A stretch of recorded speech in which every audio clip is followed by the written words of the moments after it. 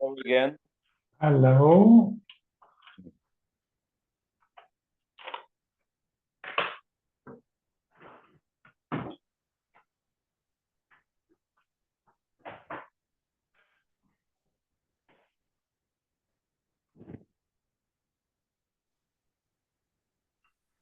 Hello, Jacob. Hi, good evening. Good evening. Where Yaakov, you looks very dramatic where you are. Oh, yeah? Yeah. Uh, Is yeah, that I the wonder moon? why. It's because of the light. Is that the moon? No, that's the light in the middle of the room. Oh, it looks like you're on a planet or something. Uh, I'm in use my office here. Oh,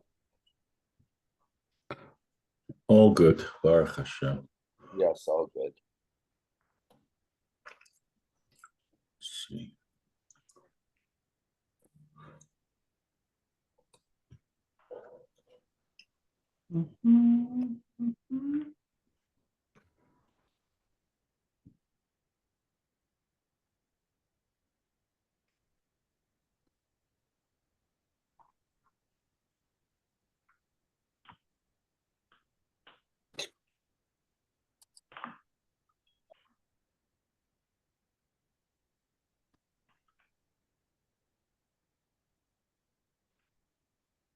Hello. Hello, everybody. Hello.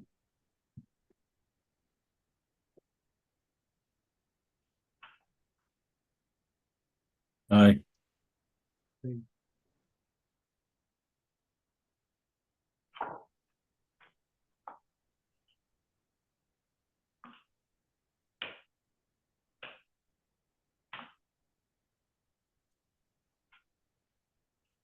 I think we're on 267, Right. correct? Yes. We dealt with the machlokas Rabbi Yehuda and Rabbi Shimon regarding Dover Shenim Miskavein, that if you have no kavana, like you drag a chair or you drag a bench from one corner to another corner, and your kavana is to move the thing, but it's not to make a ditch. If it makes a ditch, and it's not necessarily has to make a ditch, but if it made a ditch, Rabbi Shimon would say you're putter, Rabbi Yehuda say you're chayiv, and we paskin like Rabbi Shimon by Dover Shem Miskavin in general.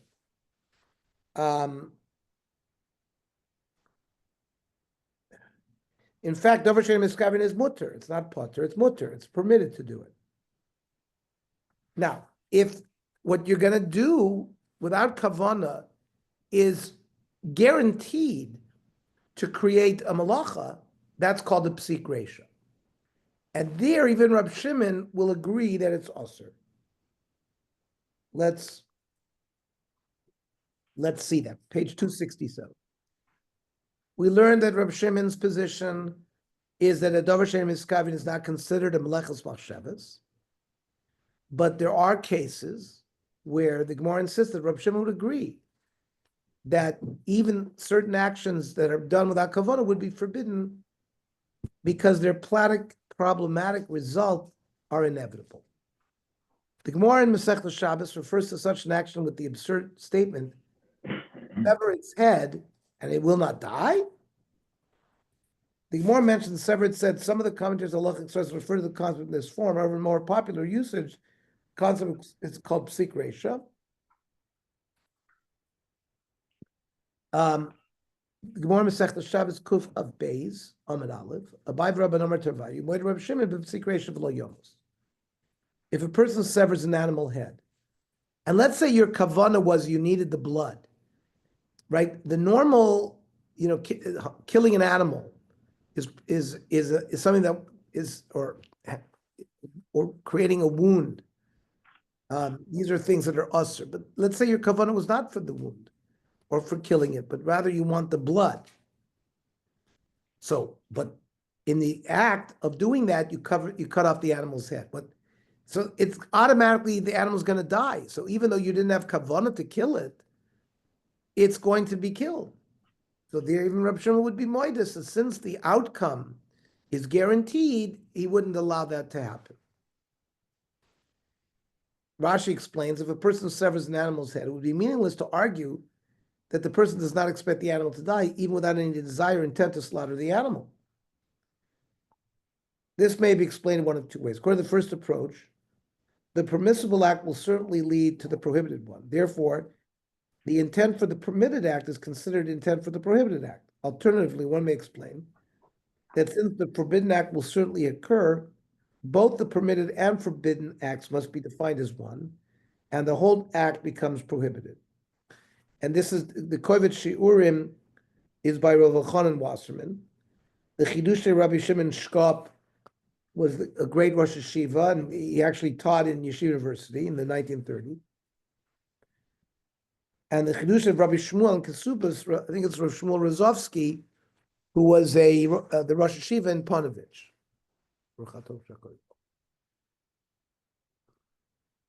That's the Chakira between the two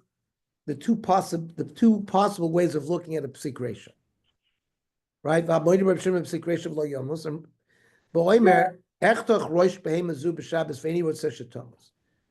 cut the head off because I need the blood, but I don't want it to die. The kivin the efsha shalosam is considered like he had kavanah to slaughter it. A labor performed in this.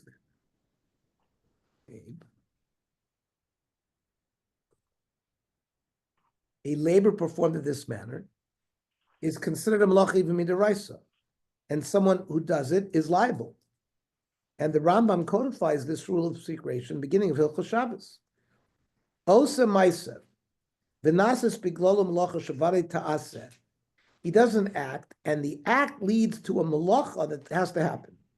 Bishvil osa ma'aser. Aval pishlo niskavein shadavar yadua she'yevsha shelo ta'aseh osa malacha. The action is going to lead to the malacha, and it has to happen, and therefore you're not permitted to do it. The Shulchan Aruch writes that it's forbidden to spill water onto grass, even without specifically meaning to water the grass, as it's a psik ratio. The watering is an act of like planting, which you're not allowed to do on Shabbos. So ha'ochlim beganot, like you eat your lunch like a picnic in the garden. I certainly told you the emal asabim, shemashkim osam. You can't do your natilas yadayim over the grass. You're not having kavanah to water the grass, but it's going to happen. Psik reshahu. Aval mumuter lahatil behemi raglayim or shar mashkin she'enim etzam matzmichim. You can urinate, I guess, on the grass, or you can pour other liquids that don't necessarily cause the grass to grow. Says the Ramah. Lachein tov lach b'shelo le'echol beganot. The Ramah says you shouldn't eat in the garden. If he's going to use water there. It's going to be very hard to not pour water on the grass. Here too, some Rishonim and Poskim rule that this is only true in the psik resha de nichale. We're going to have the concept of psik resha de lo nichale. Let's say nichale is the person is happy with the malacha that gets carried out through your action, versus the case where you're not happy about it. That's a psik resha de lo nichale. In the case of psik de lo nichale, in which the resulting malacha that came about because of his action, even though he didn't have kavanah because that defines a psik resha, but he's not happy with it, or he's unconcerned with the result, and the act cannot be interpreted as a melechas machshavas at all. Then it's not a labor midaraisa, and some say it's also midrabanan, and some even permit it directly. One example of a psik resha de lo nichale can be found regarding the hadas needed for the arba minim on sukkahs. By nature, the hadas myrtle branches grow with both leaves and berries, but a hadas is unfit for use in the mitzvah so long as it has more berries than leaves. However, the branch becomes fit for use if someone removes some or all of the berries so that there are more leaves than berries. The Gemara Masechta Sukkah explores whether on Shabbos, a person may pick berries off a severed branch in order to eat them. Remember, you can't pick berries from a tree that's connected to the ground. But if a branch has already been severed from the tree, right, taking berries from that, it's chotuch menat tolush. If it's already been severed, severing the berries is not, it may not be a problem. And that's the question. Can you pick the berries off in order to eat them? And let's say your kavana is you want to eat the berries. You're not interested in doing it to make the hadas kosher. But if by doing so, the branch is inevitably becoming finished and fashioned as an article fit for a mitzvah, that's something called makeh b'patish. Fashioning an item in such a way that it becomes fit for given purposes forbidden on Shabbos.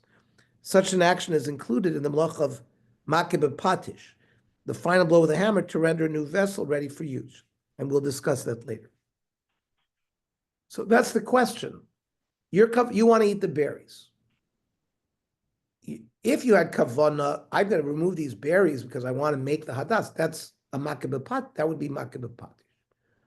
But here, that's not your kavana. Your action is to remove the berries because you want to eat them. Now, it's a psik reisha because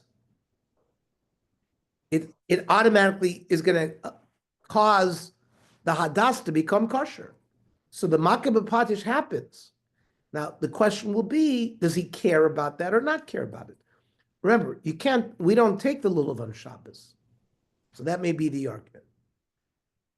The Gemara explains this would seem to be an incident of a psik reisha. But, as is evident from the conclusion of the Gemara, the case may be one in which the person does not benefit from the action. Tzurba M'Rabanan, ein mematin b'yontiv. You may not diminish if, let's say, Sunday is the first day of Yontif. You may not remove the berries on Yontif. Rabbi Eliezer Reb Shimon Amru Mematin. He says you can.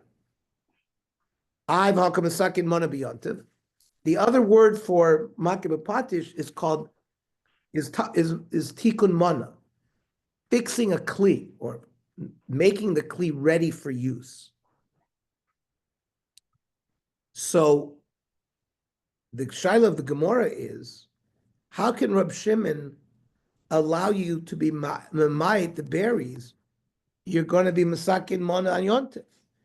In general, every malacha that you're not allowed to do on Shabbos, you're also not allowed to do on Yontif, except for oichel nefesh bilvad. So all the 32 malachos are also prohibited, except for bishul, except for havara, fire.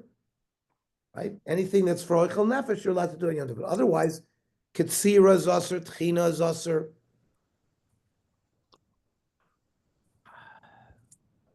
On Rav Ashi, kigon shaloktan lachila. If he picked the berries because he wants to eat it, and his kavana was not for tikkun mana.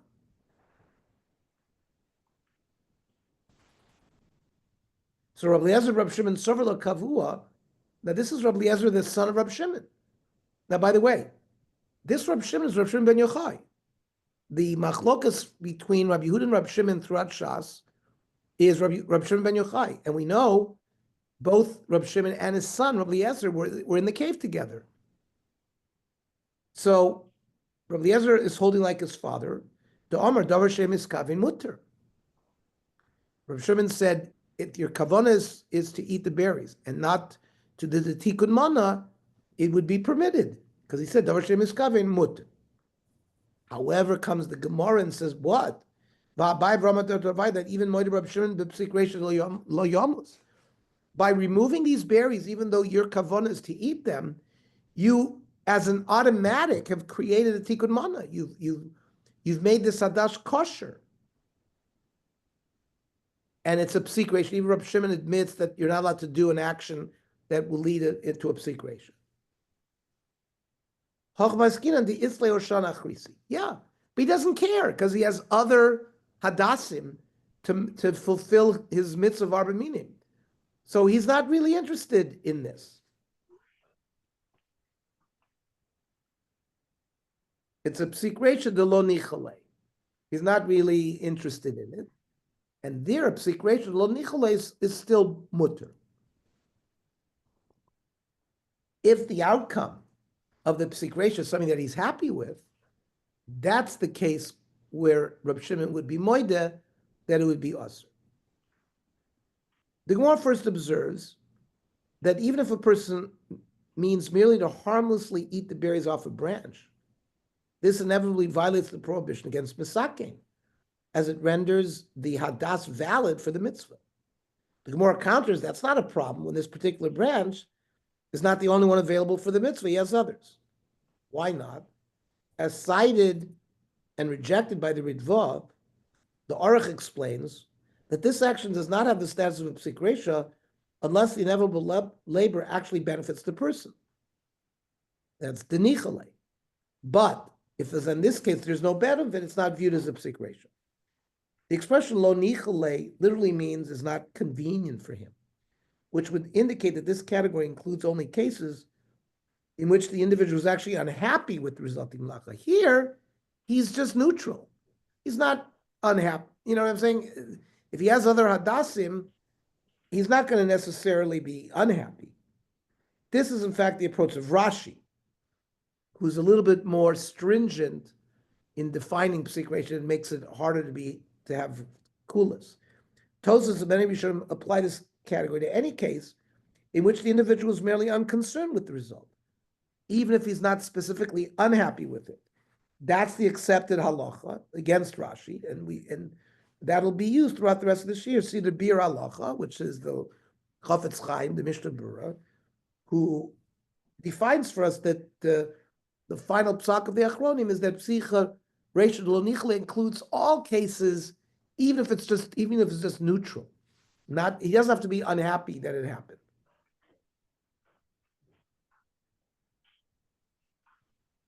Says the Ritva. The Ritva, of course, is an early Rishon. The Aruch was also a Rishon. Perish Harav Bala Aruch. Sha'avu Pishu Misakin Gomer. So by eating the berries, the Tikkun Mana is going to absolutely automatically happen. But still, in din psikresha v'lo yomus ela kashu nene malachto. It's only if he's really happy with his outcome, with the outcome of the action that he took, which led to a prohibited malach of Shabbos. And because kivin shoysa b'lo miskave, vevi rayas rabus l'kaim svarazu.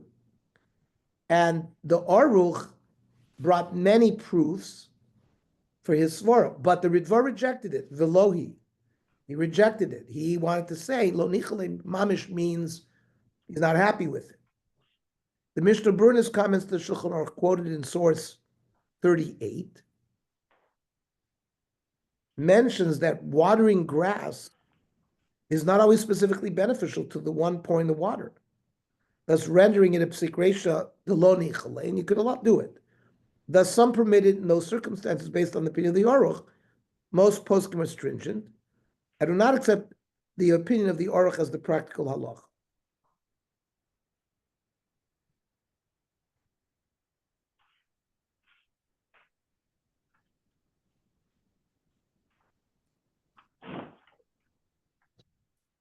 So the Aruch holds like Rashi,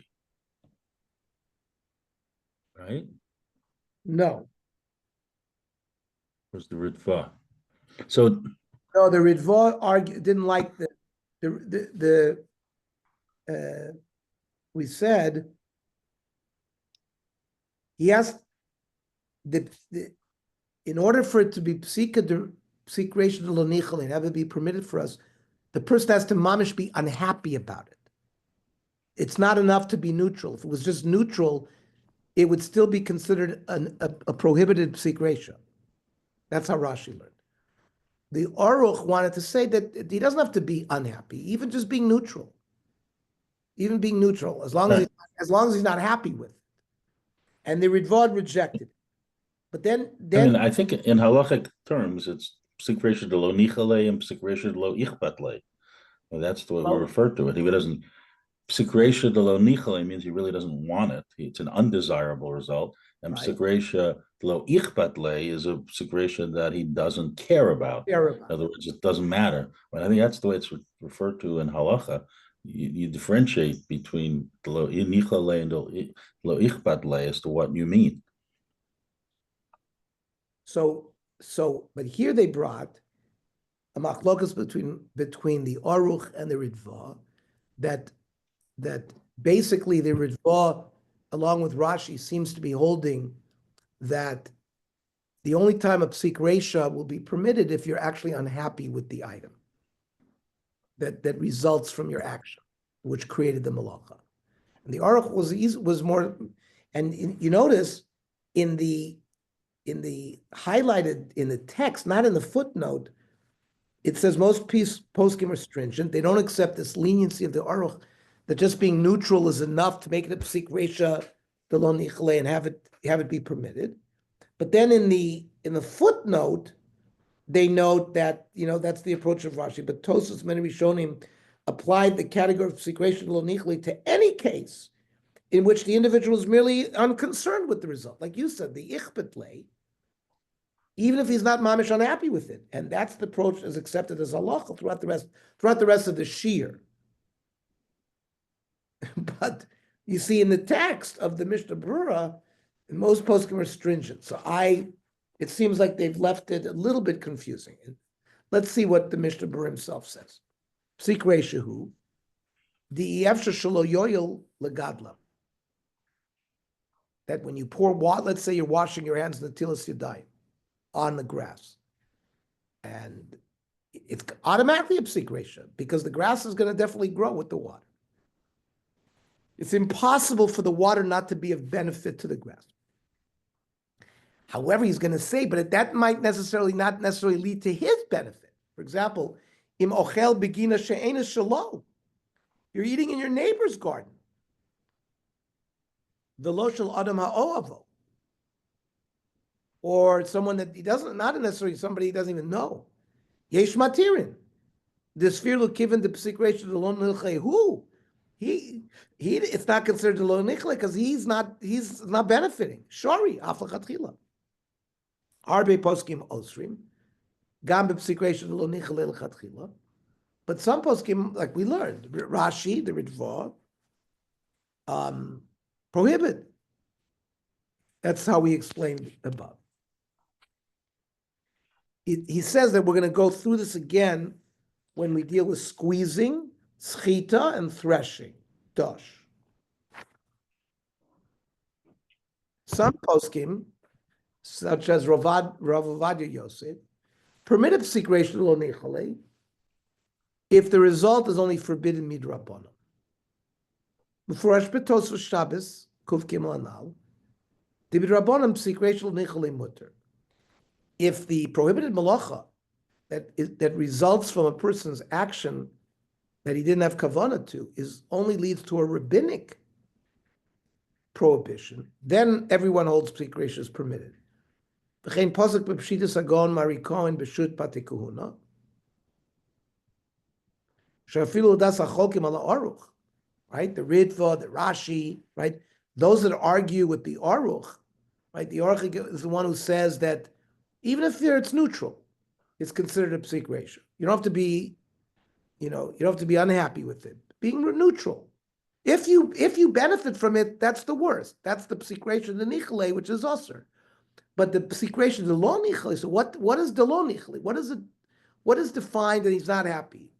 Does he have to be mamish unhappy or just neutral? So that's the Aruch and Tzaf. Aruch is lenient, that even you can just be neutral. But those that argue with the Aruch, the Ritva, Rashi, right? That really it's also lechatchila, even if it's the lo nichle. Hainu davka b'malacha asur min haTorah. You're talking about mamish d'oraisa dika malachos. L'kach echmiru lesu midivreim psik resha lo nichle. So then they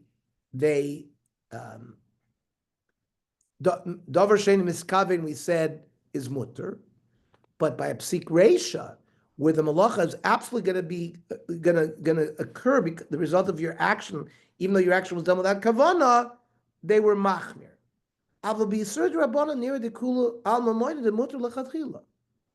But it would be permitted for rabbinic malachos to do davar she'ein miskavin, even though you know for sure that the prohibited thing is going to occur.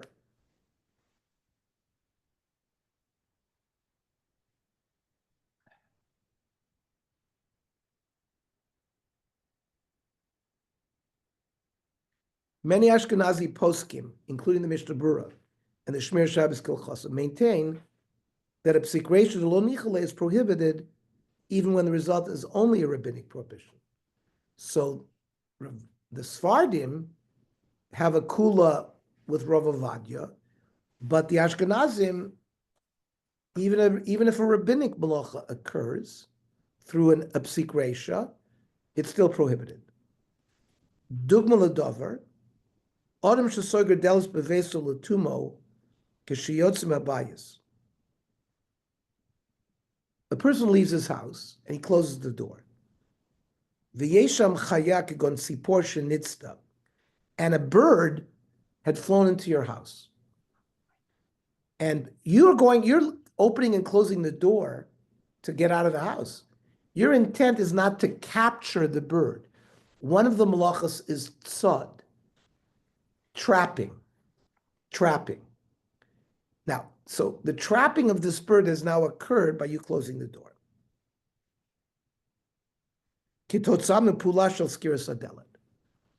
As a result of your closing the door led to this bird being trapped. Onam zeu isud rabbanan. Though this is only a rabbinic prohibition, ki mitzcham acheder hu gadol. Trapping has to be mamish, like putting an animal into a trap or a cage into a small space. A room is that the bird can fly around. It's not necessarily considered trapped. Let's say the Gemara. So it would not fulfill the requirements to make it a tzad midoraisa, but it's a tzad midrabanan. So that's the example in Cain, zep sikresha midrabanan. And the Mishnah Berurah is saying, Shmir Shabbos Kilchasa say you're not allowed to do it. 1 second. Hello?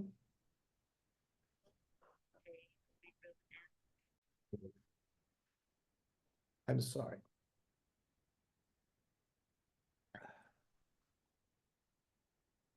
Nonetheless, many are lenient regarding psikresha lo nichle, in which it is inevitable that there will be a result which otherwise would be forbidden by two compounded rabbinic prohibitions, as explained in the Prima Godim. This means, as we will illustrate, that if a particular innocent action will unintendedly result in an action forbidden only by the concurrence of two rabbinic prohibitions, then it's permitted. First of all, the footnote. Trapping or tzad only qualifies as a biblical malacha when after the animal is trapped, one can catch it in one motion. But if the animal can still manage to escape capture for a short time by running or flying around the house, then one only violates the rabbinic malacha of tzad. And this will be discussed in more detail in a later volume.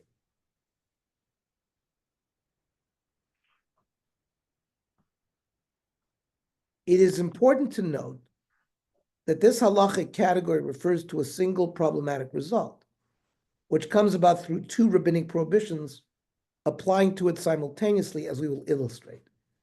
This is not true of a single action, which involves two completely separate rabbinic prohibitions, such as trapping two atypical animals in a single motion. Okay, let's see what they're talking about. The Prima Godim makes his observation regarding a ruling of the Ramah concerning flies. Because people do not normally trap flies for any constructive purpose. It's not like you need the fly. Trapping them on Shabbos is forbidden midrabanan. Nonetheless, the Ramah rules that a person may not properly close any small box in which flies are present, because this is a psik ratio.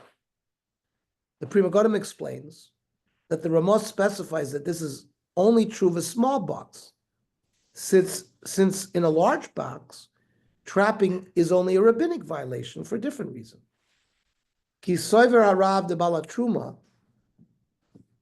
Sefer HaTruma holds moide b'teva gdoila, it's a large box, where in one motion you wouldn't be able to get it.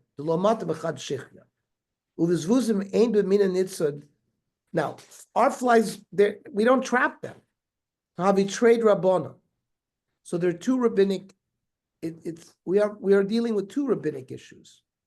Number one, the flies are not trapped. So now, people do like bees. People will catch bees because they want the bees to make honey, and they put them in their honeycomb, and so that's different than flies. However, the Chazon Ish was stringent even in the case of flies, even in the case of flies. Yeah, the case discussed by the Pri Megadim may have implications for a routine scenario. May someone close a covered trash bin when there's an insect inside it? One might argue that it's prohibited to close the lid because that would result in trapping the insect. However, if it's a fly or another insect, which is not normally trapped, this is a case of two rabbinic prohibitions.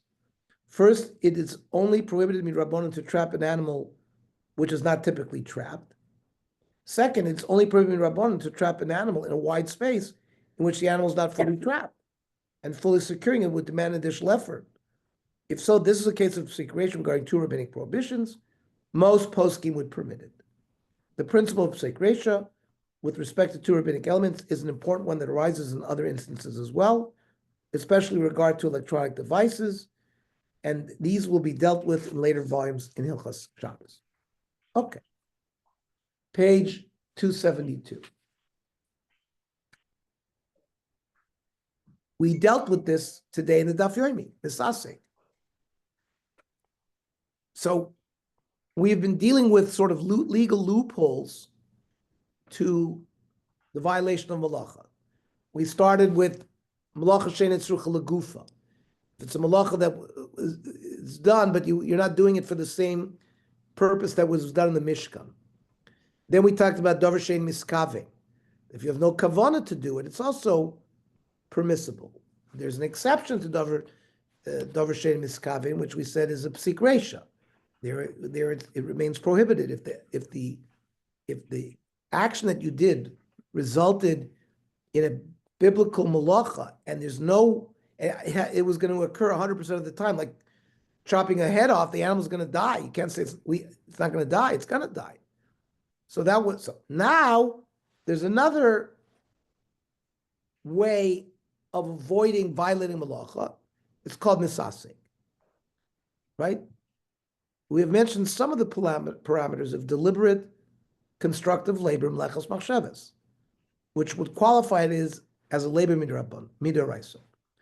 Another aspect of machshavas is that the person is aware of the action which is being done, which is succinctly explained by Rashi. Lechas machshavas, shechoshav lasei zois. He had in mind to do this action that he's doing. Rashi's definition fits well with the idea that when one is not conscious that the act is forbidden, so I don't know that there is a malach of ktsira, of harvesting. So I'm not conscious that that's a prohibited malacha.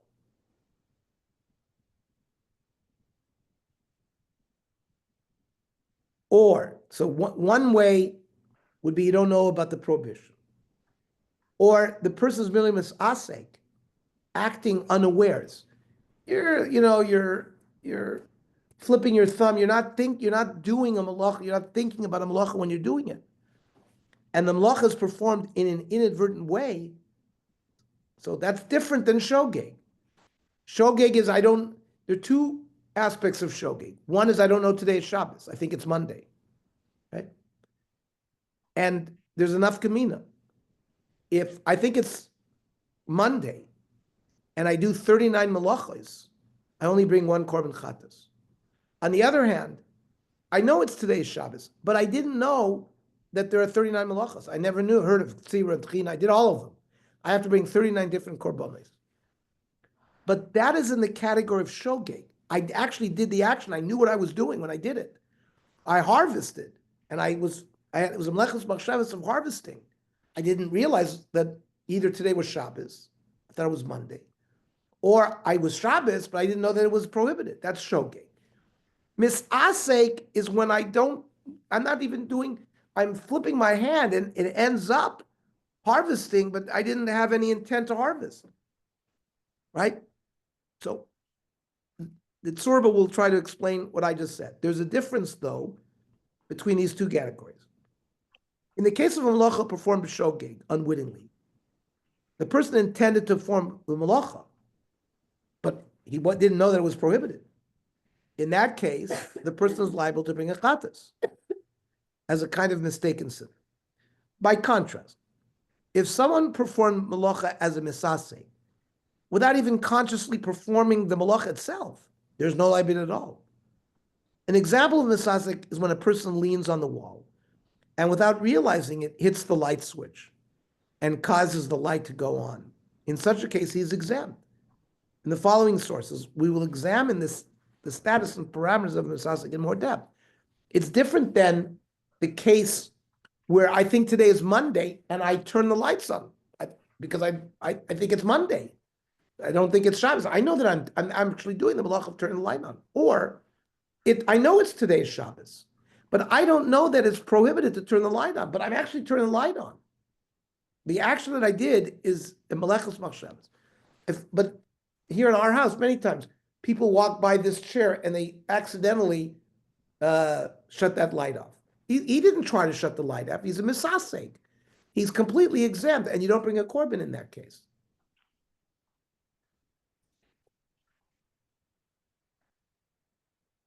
The Mishnah records a debate regarding a person who has performed a forbidden labor unwittingly, b'shogeg, but he does not know if he did so on Yom Kippur or Shabbos.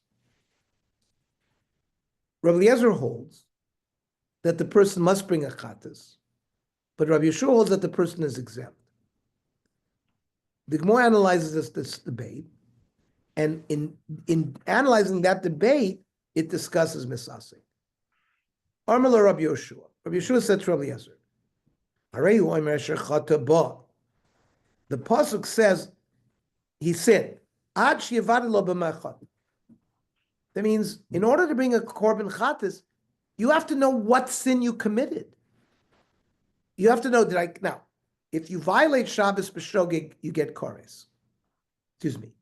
If you violate Shabbos and you did it b'mezid, so if there was two witnesses and they gave you asra, it's a death penalty.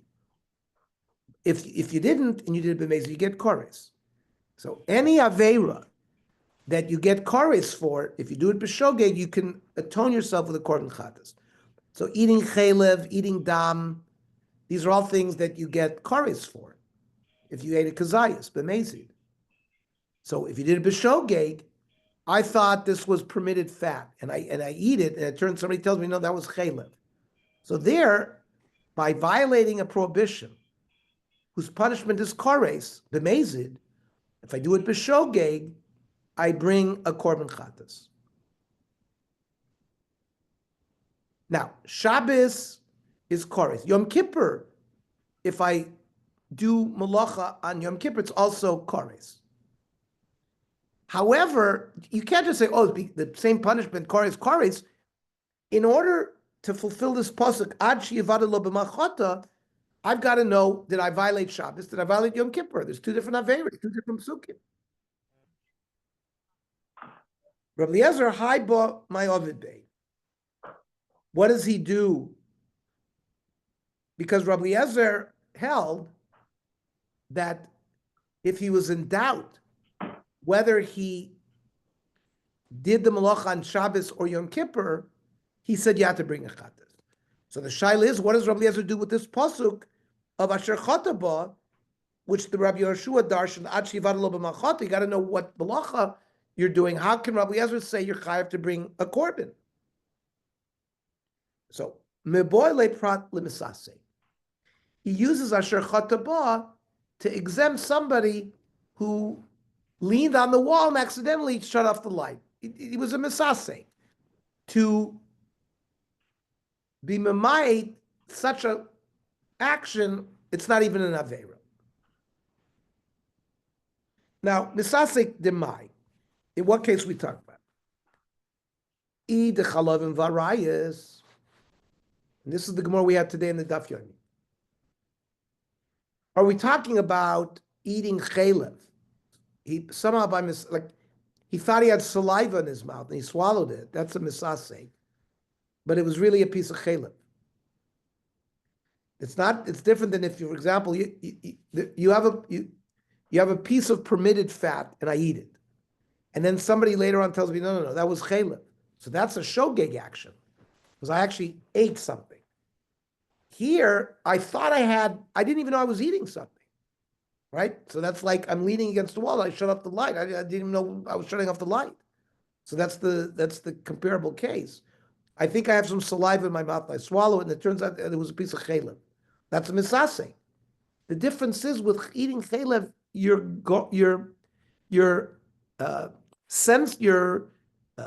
taste buds had hana. And the same thing, having illicit relations. This is the famous case of somebody falls off the roof and he lands in his sister. That's the Gemara's case. So he had no intent of having illicit relations, but he's a misasek. The difference, so we'll see. So what do you mean misasek? Either chalav and varayas chayiv. Because despite the fact that he has no intent of having relations, he ended up having hana with either the chalev or the illicit relation. So, misasik b'Shabbos, if you're misasik b'Shabbos, potter.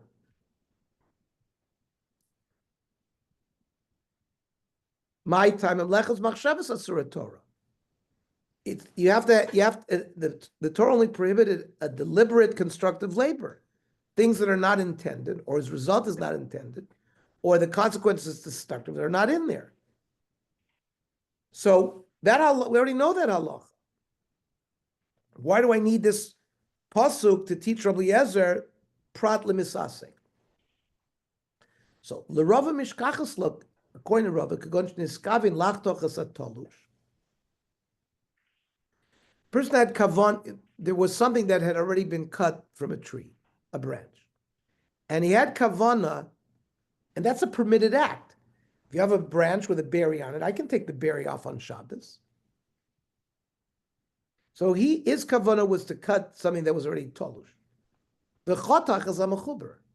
He ended up cutting it. He didn't know, but it was really connected. That for Rava would be a misasek, and that's what Rabbi Eliezer needed the asher chotaba to exclude from any violation. Abaya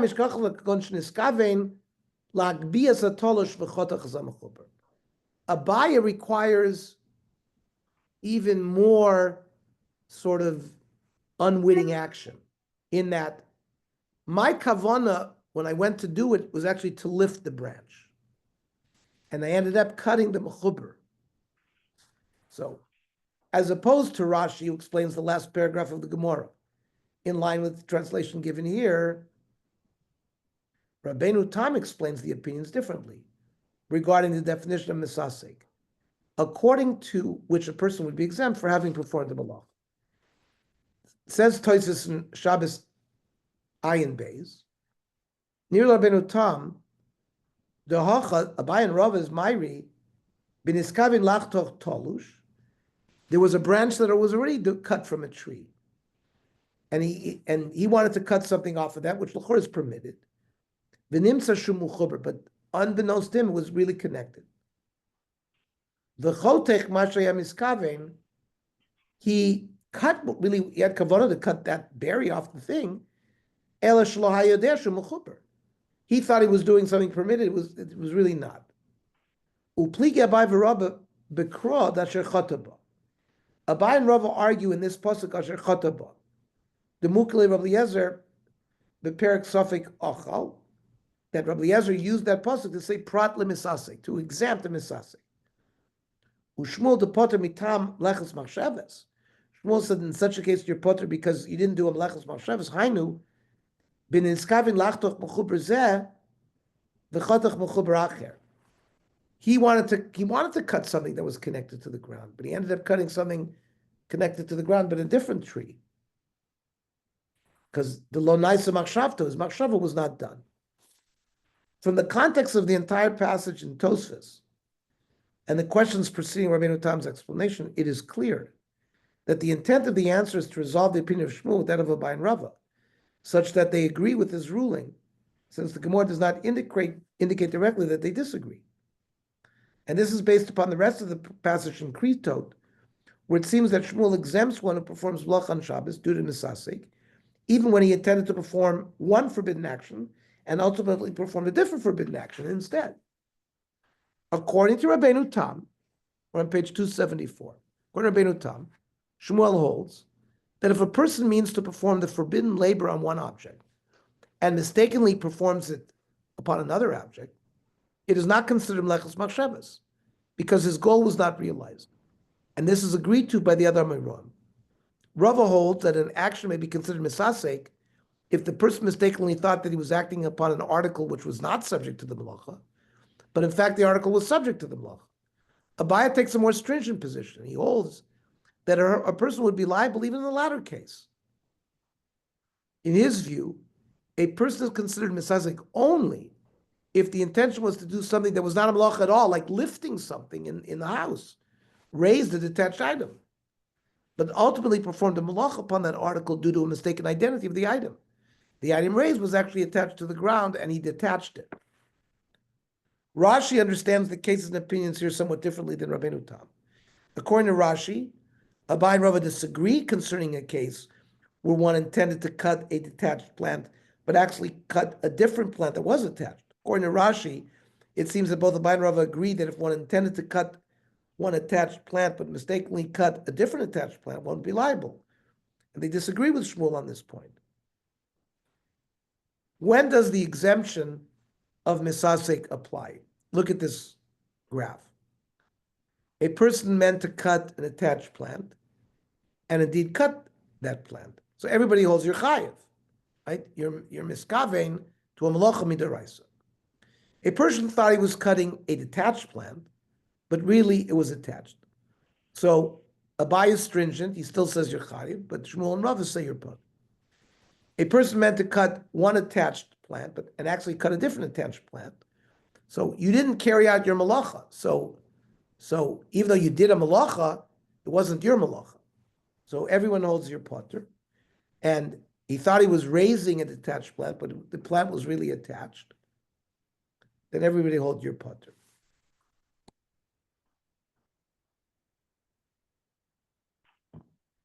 Rav Akiva Eger